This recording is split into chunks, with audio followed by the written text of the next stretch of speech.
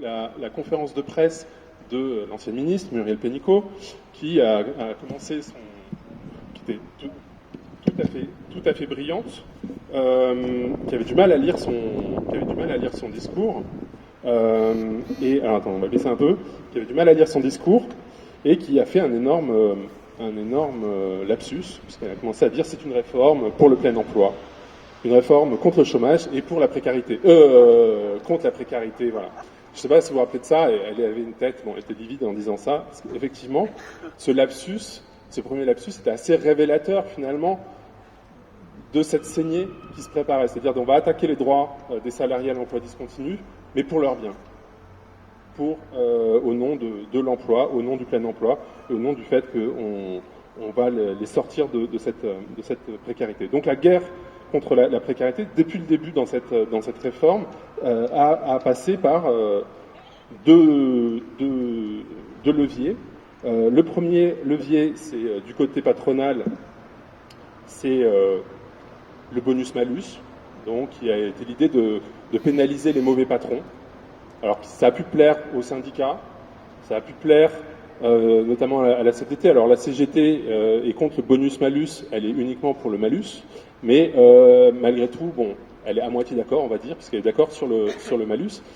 Moi, j'étais très contre en fait cette réforme, je vous expliquerai pourquoi. Et le deuxième volet, c'est la lutte contre les contrats courts et la lutte contre, du coup, les droits des salariés intermittents de l'emploi. Alors en fait, les arguments qui ont été amenés, c'était assez incroyable parce que je les connaissais par cœur, avant même qu'ils soient prononcés. Je les connaissais par cœur pour une raison simple, c'est que c'était exactement les mêmes que les arguments qu'on a entendus contre les intermittents du spectacle depuis une dizaine d'années. Donc il y a ce précédent, il y a cette même posture, il y a l'idée, au fond, la justification, qui est de dire que donner des droits à des salariés qui sont régulièrement au chômage, c'est les subventionner, c'est les installer durablement dans une situation qui n'est pas tolérable et dont il faudrait les sortir. Et quel meilleur moyen de les sortir de ce petit confort de l'intermittence de l'emploi que de leur sucrer tout droit à l'assurance chômage.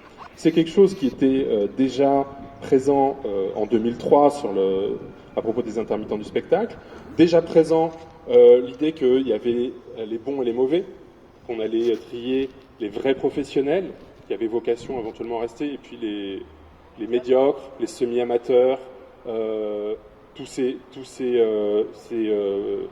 personnes qui feraient mieux d'aller travailler, je ne sais pas, dans l'agriculture ou quelque chose comme ça, qui a besoin de bras évidemment, ça on le sait depuis des siècles et des siècles.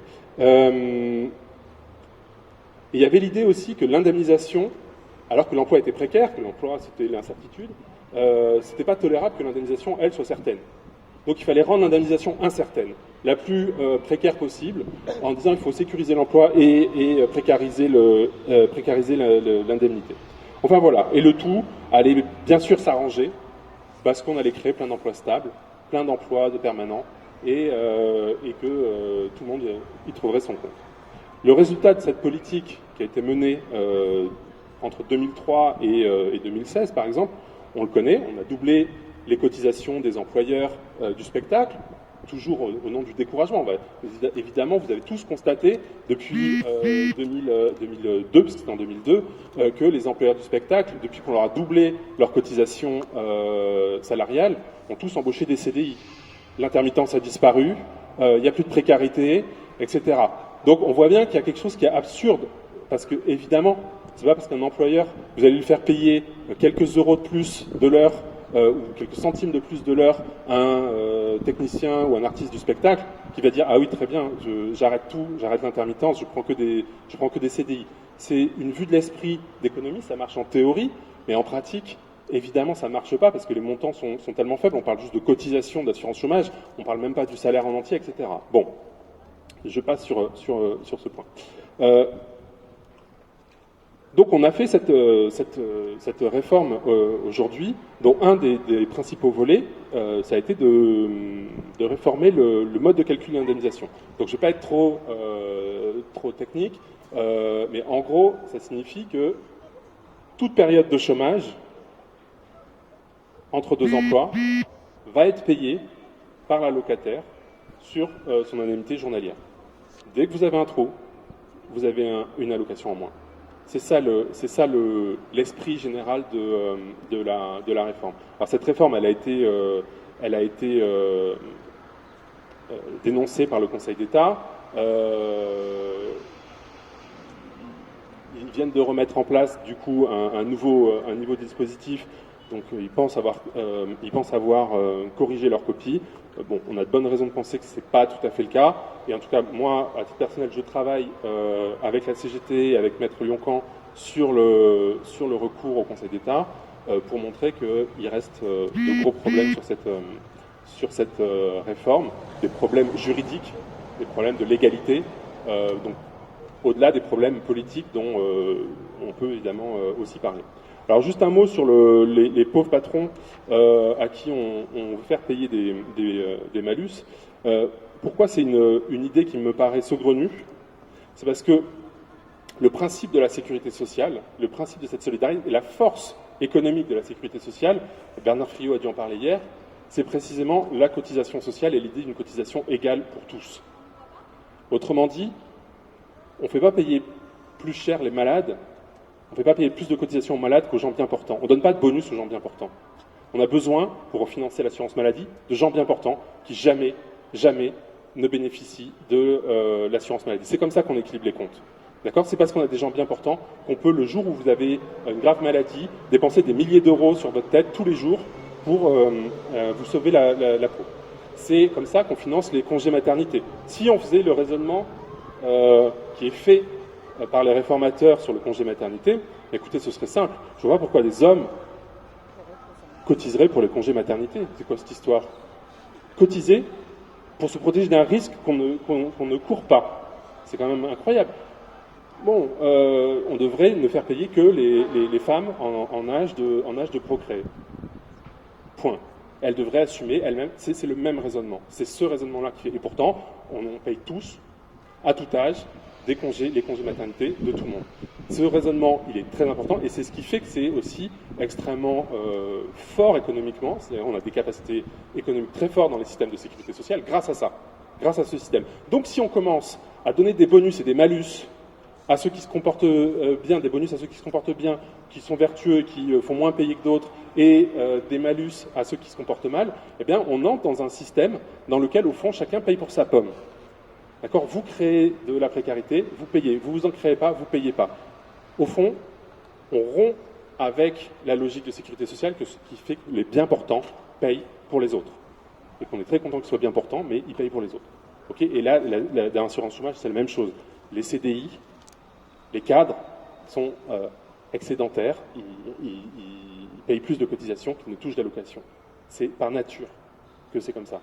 C'est le principe même de l'assurance chômage. Si on commence à dire, écoutez, on va faire payer moins les patrons qui embauchent des cadres et qui ont des CDI, on affaiblit profondément l'assurance chômage. Donc, c'est la raison pour laquelle moi j'étais personnellement contre, même si je vois bien la séduction que ce type de proposition peut avoir pour les syndicats qui sont heureux moralement, disons, de dire on va sanctionner les mauvais patrons. Alors, en parlant de patrons, je voulais du coup, pour essayer de comprendre pourquoi finalement les intermittents de l'emploi étaient dans le viseur, pourquoi après les intermittents du spectacle on s'attaquait aux intermittents. Ah oui, j'ai oublié de dire un truc quand même très important, c'est que je suis très heureux de ce mouvement très particulier qui a cours en ce moment, qui met en avant en partie grâce aux intermittents du spectacle, mouvement d'abord d'intermittents du spectacle, en tout cas engagé par les intermittents du spectacle. C'est la première fois, et c'est quand même un exploit de Macron,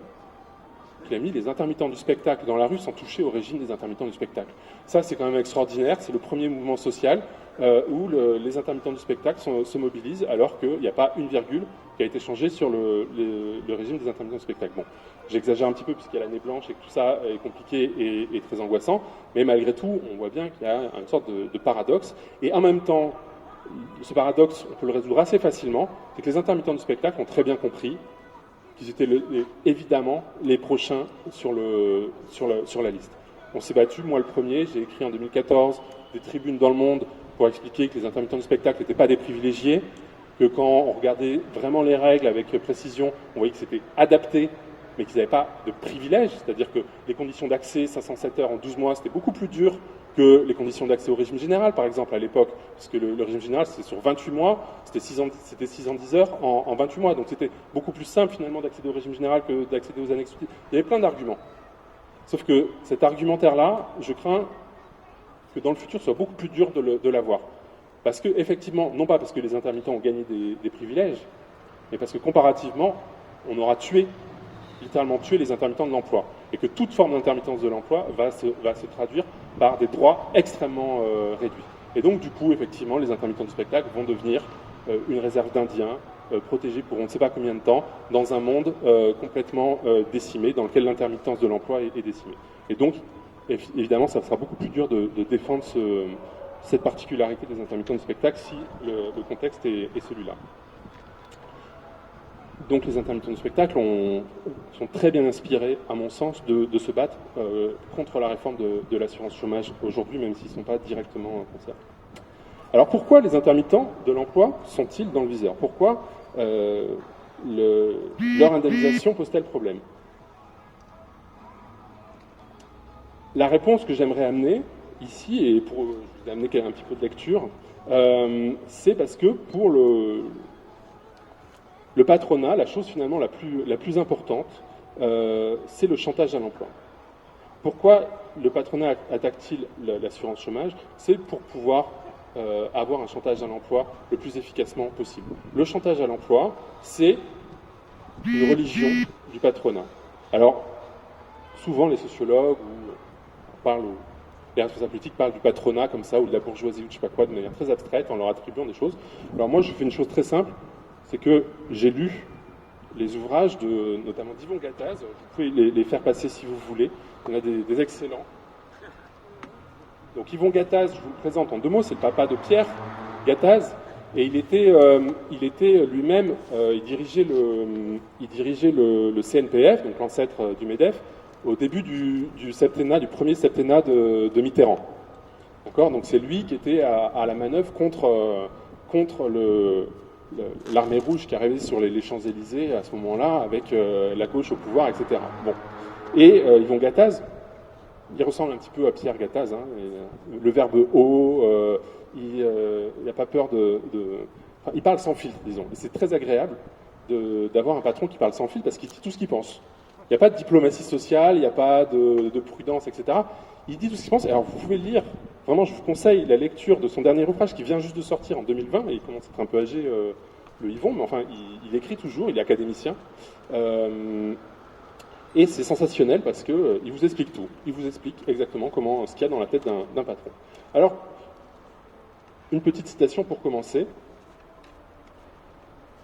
Donc son dernier bouquin, ça s'appelle L'emploi, 3 fois, en bleu, blanc, rouge, l'indispensable révolution. Alors je vous lis une citation qui me paraît résumer le propos. Le monde des humains est ainsi fait qu'une majorité d'entre eux préfèrent être guidés et qu'ils sont heureux de trouver une locomotive. Les gares de triage du chômage sont remplies de wagons qui attendent de tracteurs libérateurs.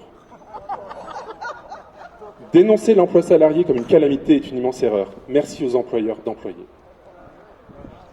Donc ça, c'est Yvon Gattaz dans Économiquement Vôtre. J'en ai plein d'autres comme ça, vous allez voir, c'est que du régal.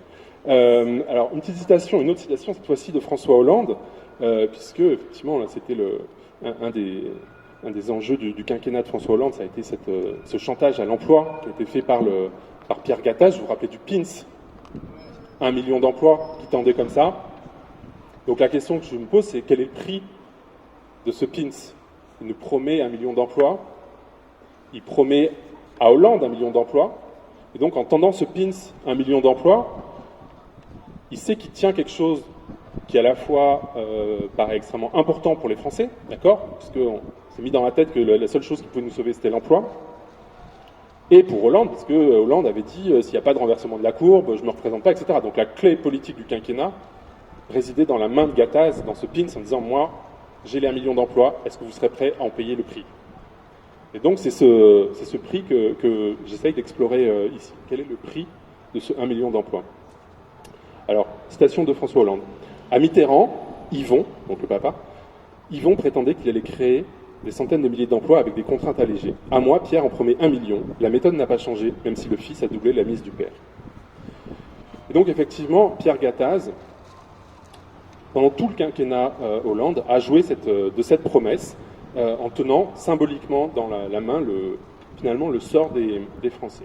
Alors, comme il y a une très grande continuité idéologique entre le père et le fils, je vous lis un petit peu de la façon dont Yvon Gattaz lit tout ça.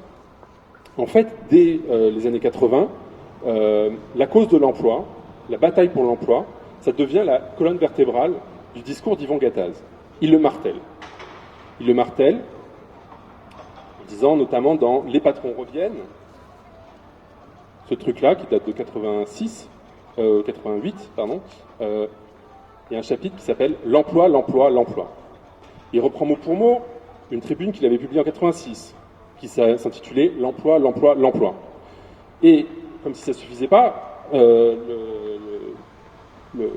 Yvon Gattaz, qui n'est pas un poète, bon voilà, il en remet une couche dès l'intro de l'article, notamment dans Le Monde. Il dit « Beaucoup de Français considèrent que les 3 priorités actuelles pour notre pays sont tout d'abord l'emploi, puis l'emploi, et enfin l'emploi ». Alors c'est intéressant de dire ça. Alors notamment, il y a un autre truc maintenant, il veut changer la devise de la République, donc liberté, égalité, fraternité. Donc sa proposition, c'est une nouvelle devise nationale, bon, qui évidemment serait l'emploi, l'emploi, l'emploi. Vous avez compris. Alors il nous explique pourquoi. Cette devise nationale, donc liberté, égalité, fraternité, a magnifiquement servi depuis 172 ans. En réalité, ces 3 éminents facteurs, grandioses en 1848 encore en Révolution, sont aujourd'hui bien moins impératifs. Est-ce qu'un président de la République n'acquérait pas une dimension exceptionnelle et historique en proposant une nouvelle devise nationale qui deviendrait de fait un impératif catégorique? Il faut que l'emploi soit un impératif catégorique. Alors pourquoi pourquoi ce choix, pourquoi le patronat se bat pour l'emploi, l'emploi, l'emploi? Et pourquoi ça devient non seulement un leitmotiv, mais un impératif catégorique et exclusif? C'est-à-dire quand on dit l'emploi, l'emploi, l'emploi, ça veut dire qu'il n'y a rien d'autre que l'emploi. On le répète 3 fois. Alors d'abord, une petite exégèse historique. À mon avis, la source d'inspiration, je ne sais pas si vous avez vu ce chef-d'œuvre, c'est la Zizanie de Claude Zidi, dans lequel Louis de Funès, alias Guillaume Debré-Lacasse, qui est un industriel local, se présente aux élections municipales et présente son programme et dit mon programme en 3 points. Premier point, le plein emploi. Deuxième point, le plein emploi. Troisième point, le plein emploi. Et c'est marrant parce que, en fait, ce film sort en 78 et Yvon Gattaz, dans sa grande subtilité, reprend quasiment mot pour mot comme devise le truc de Louis de Funès et va le garder en fait pendant 30 ans. Alors, le jeu est assez étrange parce qu'évidemment, la première chose que font les Gattaz, père et fils, alors on le trouve dans la littérature du MEDEF, on le trouve chez Yvon Gattaz, c'est de pleurer sur les chômeurs. Alors pleurer sur les chômeurs, d'une part parce qu'ils n'ont pas trop d'argent, ça c'est un premier point qui leur pose question, mais c'est pas le point essentiel.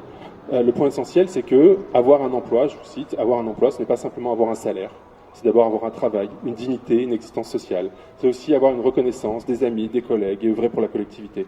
Enfin, avoir un emploi, c'est aussi exercer un métier, c'est-à-dire une qualification, un savoir-faire, une compétence. Bref, beaucoup de compassion pour les chômeurs. Mais bizarrement, malgré cette compassion, on comprend la fonction de cette compassion assez rapidement.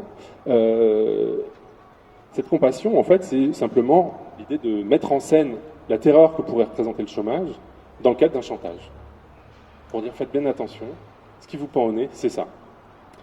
Et donc, on en joue énormément, et on va voir notamment tout à l'heure que le principal pour pouvoir jouer ce chantage, cette pression sur les salariés, c'est surtout qu'ils n'aient pas de droit au chômage. C'est-à-dire qu'on pleure, on dit le chômage c'est horrible, tout ça, mais surtout, il ne faut pas de droit au chômage. Et alors voilà une autre citation sublime. l'emploi est spontanément revalorisé par ceux-là même qui n'en ont pas et qui le recherchent avec acharnement, parfois atteints par ces troubles psychiques du chômeur, malheureusement incontestés. Et cela sublime cet emploi miracle qui leur échappe. Évidemment, l'emploi échappe aux chômeurs, mais au fond, ce qu'il nous dit, c'est que lui, le patron, il a l'emploi, il a la solution, et il en a même le monopole. Et tout ça, au fond, est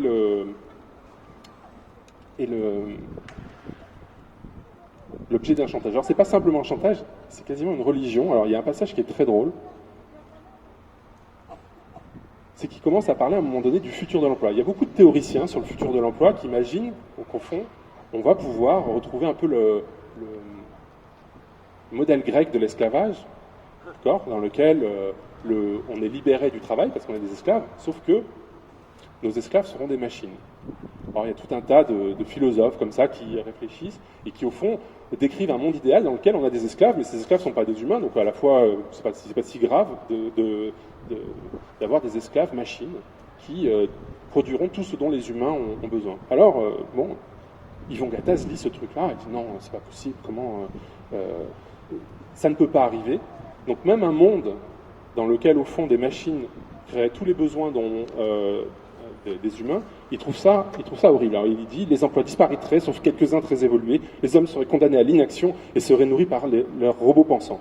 Des peuples entiers sans emploi demanderaient alors de nouveaux ministres du temps libre. Alors, ministre du temps libre, c'était un ministère de Mitterrand, et donc il en conclut, rien que de cette idée d'avoir un ministre du temps libre, le malheur s'abattrait sur l'humanité.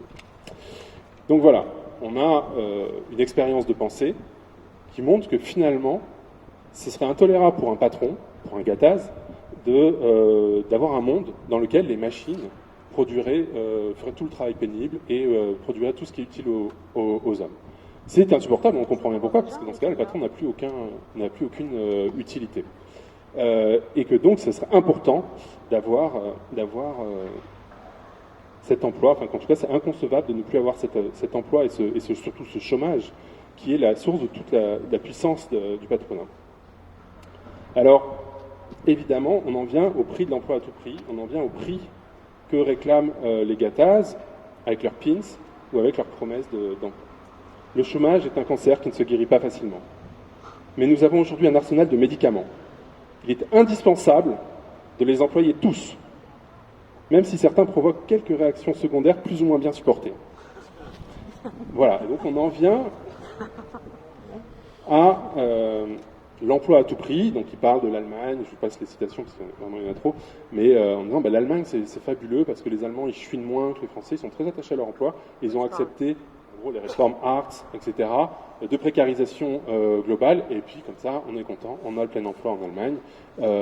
Et ils ont accepté, donc les Allemands ont accepté cet effort et la légère augmentation des inégalités qui en a résulté. Voilà.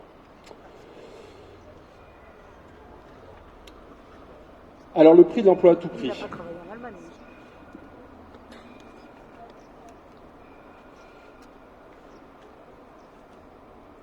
Bon, il y avait deux idées qui sont réussi à faire passer malgré tout, que je vais juste mentionner rapidement. Je suis beaucoup trop long, hein, c'est ça. Il y a deux idées qu'on a un peu oubliées, et où, d'une certaine manière, des idées qui sont devenues des prénotions, ce que les sociologues appellent des prénotions, c'est-à-dire des idées reçues, qui sont un petit peu des victoires du patronat dans nos têtes. La première, c'est une idée peu de statistiques du chômage et de l'emploi, c'est que tout le monde imagine que pour lutter contre le chômage, il faut créer des emplois. Ça paraît assez bête, et toute la journée on entend nos responsables politiques, des économistes, des journalistes nous expliquer, bah oui, vous voulez lutter contre le chômage, il faut créer des emplois, c'est la seule solution. Alors, je ne vais pas vous abreuver de stats, mais en 96, il y avait 3 millions de chômeurs, de catégorie A, voilà, les chômeurs pleins. Entre 96 et 2013, on a créé 3 millions d'emplois. Combien, croyez-vous, qu'il y avait de chômeurs en 2013, pardon. 3. Donc 3 moins 3 égale 3. C'est un petit peu bizarre cette affaire-là. C'est-à-dire qu'il y a l'idée que, évidemment, quand on crée des emplois, ça fait des chômeurs en moins, etc. Ça nous paraît un petit peu une évidence arithmétique. Et puis quand on regarde dans la réalité, ben non, ça marche jamais comme ça. Alors qu'est-ce qui s'est passé entre-temps? Ben, c'est pas compliqué. Ce qui s'est passé entre-temps, c'est qu'il y a eu une réforme des retraites, que l'âge de la retraite a reculé et que la population active, donc la population à rechercher un emploi, a grossi à cause de la réforme des retraites. Autrement dit, les échanges, ils ne se font pas que entre l'emploi et le chômage, entre ces deux positions, ce serait trop simple. Il y a trois pôles. Il y a l'emploi, il y a le chômage, et il y a ce qu'on appelle, enfin ce que les statisticiens appellent l'inactivité, notamment la retraite. Et donc à chaque fois que vous reculez l'âge de la retraite et que vous demandez aux gens de travailler 5 ans de plus, etc., ou 10 ans de plus, bah, vous rajoutez du monde sur le marché du travail. Et donc vous pouvez créer des emplois, il faut d'abord absorber ces nouveaux salariés, ces nouvelles personnes sur le marché, avant de pouvoir baisser le chômage. Et donc au final, bah, quand vous regardez les courbes, ça c'est très drôle parce que avec le Covid, là, dans les journaux, on a entendu « Ah tiens, c'est bizarre, au premier confinement, on a entendu « C'est bizarre, le chômage a baissé en même temps que l'emploi. » Au premier confinement, c'est ce qui s'est passé. Hein. Il y a eu une baisse du chômage de catégorie A parce que simplement, il y a plein de gens qui ont arrêté de s'inscrire. D'accord? Ils ont dit, ben non, mais là, je cherche pas un emploi, je ne suis pas disponible pour trouver un emploi. Donc, quand on faisait les enquêtes d'emploi, ils disaient, non, je suis pas disponible pour trouver un emploi, il y a un confinement. Et donc, ils étaient plus chômeurs parce qu'ils étaient plus disponibles pour trouver un emploi. Ils passaient dans inactifs. Ils étaient classés comme inactifs. Ils étaient plus chômeurs. Plus salariés, plus chômeurs. Donc, le chômage a baissé. Et l'emploi aussi a baissé. Parce qu'il y avait beaucoup moins d'emplois pendant le premier confinement. Et les gens disent, ah, tiens, c'est bizarre, c'est vraiment un truc qui n'arrive que très rarement. Ce truc-là où l'emploi baisse et le chômage baisse en même temps. Et si vous regardez les courbes depuis les années 80, en fait, c'est tout le temps ça. C'est-à-dire que conjoncturellement, il y a, évidemment, quand on crée des emplois, ça fait baisser un petit peu le chômage, mais la grosse dynamique, elle n'est pas là. La grosse dynamique, c'est pas un complément entre chômage et emploi. La grosse dynamique, c'est qu'on fait rentrer des inactifs dans la population active et qu'on maintient un haut niveau de chômage. Et un truc qui est un chiffre, je vous donne juste un chiffre, qui est très impressionnant, c'est que, donc, vous savez qu'on nous bassine avec, et notamment à l'école, au lycée, dans les filières économiques et sociales, on explique qu'il y avait les 30 glorieuses, tout ça. Les 30 glorieuses, c'est vraiment le moment du plein emploi, c'est magnifique, etc. Aujourd'hui, c'est la crise, depuis les années 70, c'est la crise, l'emploi a baissé, bon. Eh bien, aujourd'hui, si vous prenez la population en âge de travailler, c'est-à-dire les 15-65 ans, population en âge de travailler, hein, c'est très large, 15-65 ans, vous avez autant de personnes en emploi qu'en 1979. D'accord? En 1979, il n'y avait pas autant de chômeurs, mais des personnes. La part de la population qui est en emploi aujourd'hui, c'est la même, enfin quand je dis aujourd'hui, c'est avant le Covid, hein, mais c'est la même qu'en 1979. C'est-à-dire que c'est la même qu'au moment des 30 glorieuses, etc. Mais par contre, évidemment, on a bien gardé les millions de chômeurs qui, en fait, sont maintenus dans les années 2000, alors qu'ils n'étaient pas là en 1979. Donc ce qui a changé, en fait, c'est qu'on a plus de chômeurs et moins de retraités dans cette population-là. Et donc cette idée, elle est martelée par le patronat. Pas que le patronat, mais malgré tout, elle est martelée en disant, si vous voulez lutter contre le chômage, les malheurs sociaux dont on vous a parlé tout à l'heure, il faut créer des emplois. Et les emplois, deuxième idée, il n'y a que le patronat qui en a le monopole. Nous en avons le monopole. Et donc vous avez des phrases qui sont assez terribles dans le bouquin de Gata Asper, qui explique qu'en fait, ayant le monopole sur la création d'emplois, ils ont le monopole sur tous les problèmes. Puisque le problème des problèmes, c'est le chômage, et que la solution, c'est le patronat qui en a le monopole, eh bien, il faut respecter les instructions, enfin les conseils, les demandes, les revendications du patronat. L'entreprise détient dans ses mains 80% des remèdes aux maux du pays. Celui du pouvoir d'achat et de la fierté, celui du défi de l'ambition commune, celui de l'intégration sociale, de la réalisation personnelle et collective, etc. etc. Donc l'avenir, c'est Yvon Gattaz qui le détient. On est dans un chantage à l'emploi qui dépasse le truc habituel, le chantage à l'emploi du patron qui ferme sa boîte, voilà.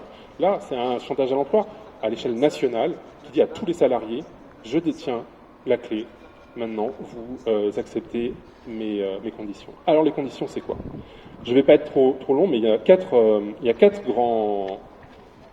grandes lignes dans le programme du patronat. 1, la baisse du coût du travail. Baisser le coût du travail. Donc évidemment, on ne parle pas de salaire comme Rio, hein, on parle de coût du travail. Et donc, c'est sur cette base-là que Pierre Gattaz, le fils, a obtenu le CICE, donc crédit impôt compétitivité pour l'emploi, je ne sais pas quoi, c'est-à-dire 100 milliards d'euros de la part du gouvernement socialiste, de la part de François Hollande. C'est ça qu'il voulait. Le PINS, 1 million d'emplois, il valait 100 milliards d'euros.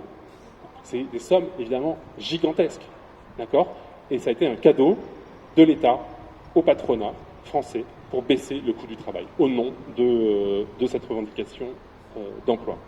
La baisse du coût du travail, c'est aussi la dénonciation permanente du SMIC, qui évidemment condamne au chômage des gens qui ne méritent pas, en réalité, de gagner le SMIC, qui devraient gagner moins, d'accord? Et donc Yvon Gattaz pleure sur eux, parce on empêche ces pauvres gens qui méritent pas le SMIC de travailler, évidemment. Voilà. Le deuxième enjeu, c'est la flexibilité. Alors la flexibilité, c'est un mot qui a été quasiment inventé par Yvon Gattaz. C'est le mot d'ordre patronal absolu, la flexibilité, parce que c'est la flexibilité en tout. Flexibilité sur les conditions de travail, flexibilité horaire, annualisation du temps de travail, c'était un mot d'ordre dans les années 80, qui était obtenu avec la loi sur les 35 heures. D'accord ? L'annualisation du temps de travail, ça a été la partie de satisfaction des revendications patronales de la loi sur les 35 heures. On allait travailler à l'échelle de l'année, ce serait très flexible, etc. Il demande aussi la liberté de fixer les salaires en fonction du mérite individuel. Convention collective, c'est moche. Tout ça, c'est quand même un petit peu... c'est des rigidités sur lesquelles il faudrait revenir. De même, quand il y a une crise économique, il faudrait que chacun puisse revoir un petit peu son salaire à la baisse. Rappellerai-je qu'aux États-Unis, on a vu des salariés de grandes entreprises accepter de très fortes baisses provisoires de salaire pour préserver leur emploi. Au final, il faut pouvoir mettre en cause toute norme d'emploi, toute organisation collective de l'emploi et privilégier un dialogue personnalisé, sans intermédiaire syndical, avec les salariés.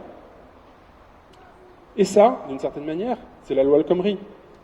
C'est les ordonnances sur l'emploi qui ont organisé le fait de pouvoir déroger au Code du travail, de déroger aux conventions collectives et de localiser le dialogue social. En disant, ma foi, si dans une entreprise, on veut payer les gens mal, si on veut les faire travailler davantage, etc., et qu'on peut mettre les syndicats dehors, mais ma foi, peu importe si ça ne respecte pas des normes nationales, l'intérêt c'est que les gens ne perdent pas leur emploi, on est bien d'accord. Le troisième enjeu, donc évidemment avec El Khomri, la loi du 4 mars 2004, puis la loi El Khomri en mai 2016, tout ça a été très positif pour le patronat. Troisième enjeu, l'employabilité, j'y passe pas des heures, mais en gros l'employabilité, je vous lis juste une phrase parce qu'ils sont tellement magnifiques.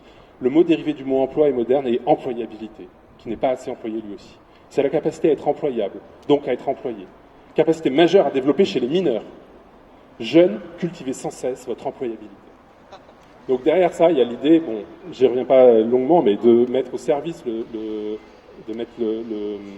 l'université, le système de l'enseignement supérieur et de l'éducation nationale au service des employeurs. C'est-à-dire de faire en sorte qu'on fabrique des jeunes qui soient directement employables, qui correspondent aux besoins des patrons et tout ça évidemment au nom de l'emploi qui nous obsède et qui obsède nos étudiants tous les jours. On voit des étudiants qui sont angoissés, est-ce que je vais avoir mon stage, est-ce que je vais pas avoir mon stage, etc. Ils sont dans cette anxiété qui est créée par à la fois par ce discours et par cette action patronale. Le quatrième enjeu qui nous intéresse particulièrement ici, c'est l'incitation au travail. Donc il faut inciter le chômeur à sortir de son canapé. Et pour ça, Yvon Gattaz a une suggestion, c'est un plafond d'allocation inférieur au SMIC. Il faut en réalité que l'allocation maximale aux chômeurs reste sensiblement inférieure au revenu minimal du travail. Cette différence étant la véritable incitation pour les jeunes à chercher un emploi. C'est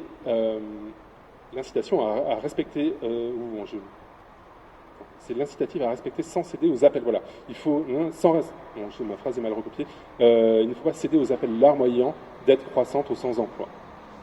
Les aides peuvent dépanner provisoirement les exclus, mais ne remplaceront pas de fait cet emploi mythique. Les subventions, c'est la survie, mais l'emploi, c'est la vie.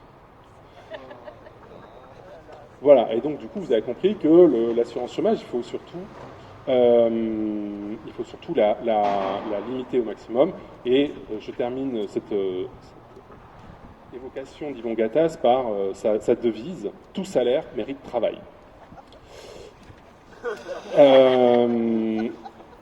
Voilà, alors, bon, pour conclure cette affaire, lire Yvon Gattaz, moi, ça m'a un petit peu perturbé malgré tout, parce que on voit bien qu'il est dans une logique de créer une sorte de religion d'État autour de... Bon, il dit il faut l'emploi sur la devise nationale. On voit bien l'avantage qu'il compte en tirer, on voit bien le jeu du chantage patronal qui est en cours.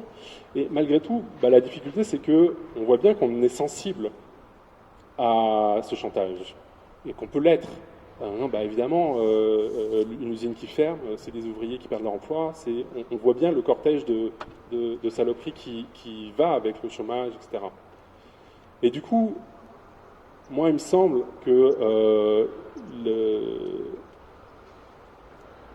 au fond, après j'arrête, promis. Ce que veut Gattaz et ce que veut le patronat là-dedans, en créant cette religion de l'emploi, c'est d'insister sur les choses qui rassemblent les salariés et les employeurs. Au fond, alors il le théorise, il dit « Dans un avenir proche, la véritable inégalité sera l'emploi. La division finale explosera entre deux groupes, ceux qui auront un emploi et ceux qui n'en auront pas, avec le risque d'une révolte des seconds sur les premiers. Un jour ou l'autre, l'emploi et le désemploi partageront le monde. » Donc vous voyez la lutte des classes version Gattaz. La lutte des classes version Gattaz, c'est pas les salariés versus leurs employeurs. La lutte des classes version Gattaz, c'est les employeurs et leurs salariés d'un côté versus les chômeurs. Et donc il y a quand même cette idée-là qu'on va solidariser des salariés qui seront un petit peu nos obligés finalement, puisque l'employeur c'est le plus beau métier du monde, etc. Versus des chômeurs qui seront la nouvelle menace du monde. Donc il y a l'idée, alors il rappelle que l'origine du mot emploi est du latin implicare, qui signifie impliquer, et donc qui fait que le patronat joue cette carte-là. Alors, juste quelle est la morale, à mon avis, de cette histoire-là, c'est qu'il faut faire attention du côté salarié, à mon sens, à avoir une conscience aiguë du jeu que joue le patronat à travers ce chantage à l'emploi. Le chantage à l'emploi, c'est le moteur du patronat. C'est son ADN, c'est la manière de peser sur les salariés. Donc il faut faire attention, à mon sens, à ce que la revendication d'emploi, qui est légitime du côté salarié, elle ne soit pas sans nuance. C'est-à-dire qu'on connaisse le prix de l'emploi à tout prix. Il faut évidemment défendre l'emploi, mais il ne faut pas défendre que l'emploi. Il faut faire attention à la fuite en avant qu'on a quand on défend l'emploi à tout prix. Pour des raisons écologiques, ça, on le voit très souvent, cette opposition, ces dilemmes qui peuvent exister parfois entre défendre l'emploi et défendre l'environnement, etc. Mais c'est plus profond que ça. C'est-à-dire, est-ce qu'il faut arrêter de défendre le salaire? Est-ce qu'il faut accepter les conditions lamentables, etc. Et qu'est-ce qui nous donne la force, en réalité, contre les employeurs? C'est largement le fait d'avoir des droits qui dépassent l'emploi. Et ces droits qui dépassent l'emploi, c'est la sécurité sociale et c'est l'assurance chômage. Et donc la boucle est bouclée. Défendre l'assurance chômage, c'est défendre une position de force vis-à-vis des employeurs. C'est pouvoir dire aux employeurs qu'effectivement, s'ils nous mettent à la porte, on n'est pas complètement à la ramasse. On n'est pas mis dehors, on n'est pas dans la rue immédiatement. On a encore une sécurité sociale, on a encore une assurance maladie. Aux États-Unis, vous savez certainement, l'assurance maladie, c'est quelque chose qui est dans le package de l'emploi. D'accord? C'est que vous perdez votre emploi, votre job, vous perdez votre assurance maladie. Donc si vous avez un besoin, etc., votre patron a ça dans les mains, dans le rapport de force entre vous. Quand il vous menace de vous mettre dehors, il vous menace aussi de vous faire perdre toute assurance maladie. On a en France un système qui dépasse, des droits qui dépassent l'emploi en réalité, avec l'assurance chômage, mais aussi avec toute la sécurité sociale.